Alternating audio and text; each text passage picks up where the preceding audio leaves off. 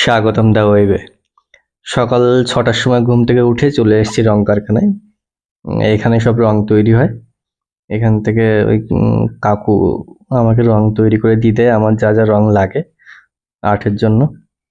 তো এখান থেকে সব রং নিয়ে চলে এসেছি বাড়িতে। তারপরে বাড়িতে এসে দেখি আমি যে ব্যাগটাতে, একটা বড় ব্যাগ আছে, ব্যাগটাতে করে রং এদিক ওদিক করে নিয়ে যাই। যখন বেশি রং নিয়ে যেতে হয় তখন ওই ব্যাগগুলোতে করেই নিয়ে যাই। তো ব্যাগে দেখি 2 সাইডে সুতো খুলে গেছে।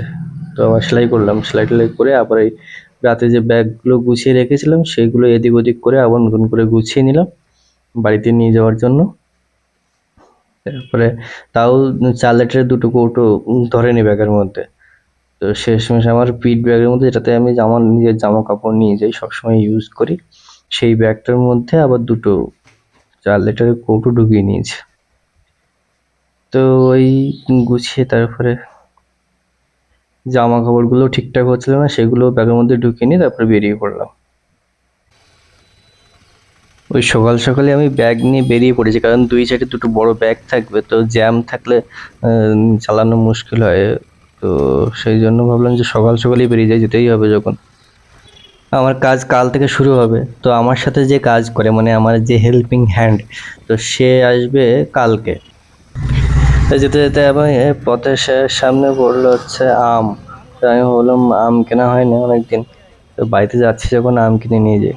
তো আমি যেখানে দাঁড়িয়েছি তার সামনে যে কাকুকে দেখা যাচ্ছে, সে আমাকে শুধু বলছে 50 টাকা নেবে, কিন্তু আমি পাশে তার আগে যেখানে দাঁড়িয়েছিলাম সে 60 টাকা করে বলছিল। তো তারপরে সে আবার কমিয়ে দিয়েছে। তো উনি আমাকে বারবার ডাকছিল হাতের ইশারা করে, তুমি আমার এখান থেকে নিয়ে যাও। ভাল লাগছিল।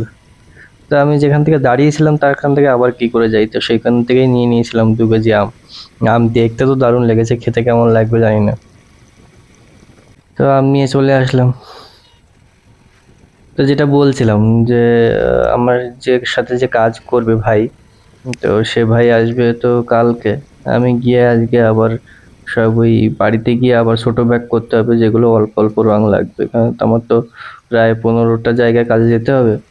তো সেই জন্য আমাকে একদিনের জন্য যেরকম রং প্রয়োজন সেরকম রং একটা ব্যাগের মধ্যে গুছিয়ে নিই। তাতেও ব্যাগটা হালকা হয়ে যায় আর গাড়িতে ক্যারি করতেও খুব ভালো হয়। তো সেই জন্য আমি আগে থেকে চলে এসেছি, রাতের মধ্যে সব গুছিয়ে গাছিয়ে রেখে দেবো, পরের দিন ভোরবেলা চলে আসবে, একসাথে বাইকে নিয়ে বেরিয়ে চলে যাব।